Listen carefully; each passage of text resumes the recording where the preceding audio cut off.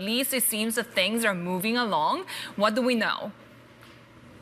Yeah, well, things are moving along, of course, and this is widely expected, but look what's happened with Evergrande. We'll get to that in just a little bit, of course, because their debt restructuring plan has been thrown into a bit of a disarray with the chairman's detention, obviously, and also their revelation that perhaps they need to rethink their restructuring plan. Now, two different companies, but similar issues of liquidity, obviously, and China Evergrande,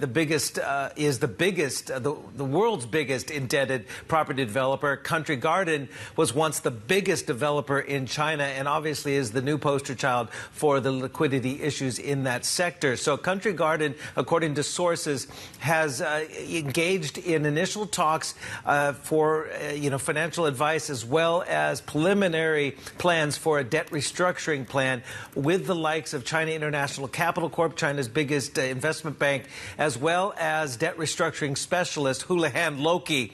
All three of those parties, though, CICC, Houlihan Lokey, and Country Garden, have declined to comment when contacted by Bloomberg News. Discussions are said, according to these sources, to be at a preliminary stage, and there's no guarantee, as I just, prefaced, there's no guarantee a debt plan would actually emerge from these initial talks. Country Garden has about $11 billion of offshore bonds outstanding. It recently did win investor approval to extend payments on nearly 15 billion yuan, $2 billion of onshore notes, but had two offshore bond interest payments due yesterday on $40 million bond, as well as $40 million coupon payment that was due yesterday on a US dollar bond, as well as another $1.66 million in a ringgit bond. That ringgit bond, interestingly, has only a 5-day grace period. Now, technically, Country Garden has not defaulted yet. There is another dollar bond that is in there, its own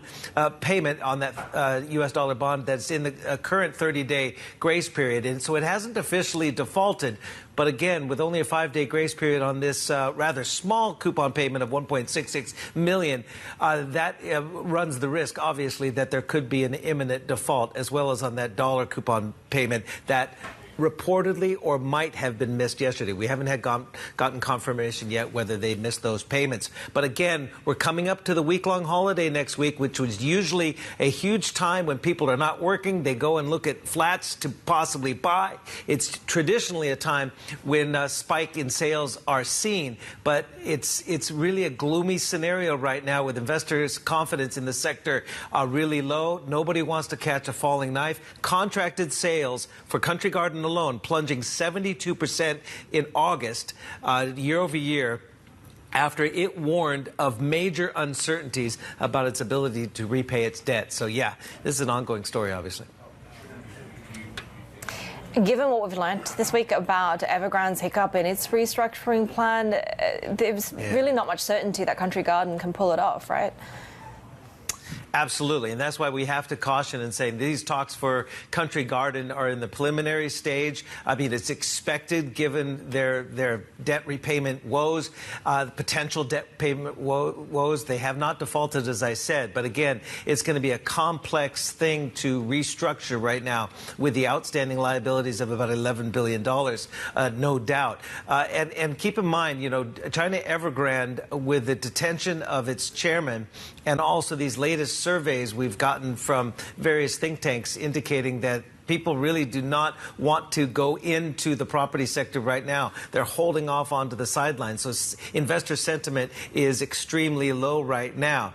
And again, as I mentioned, this week-long holiday that is coming up this week usually is a good litmus test on investor demand for the actual physical property. But right now, with bonds, Chinese developer junk bonds trading at 6 to 10 cents on the dollar right now, there is so little appetite as well from the investment community to go into this sector right now.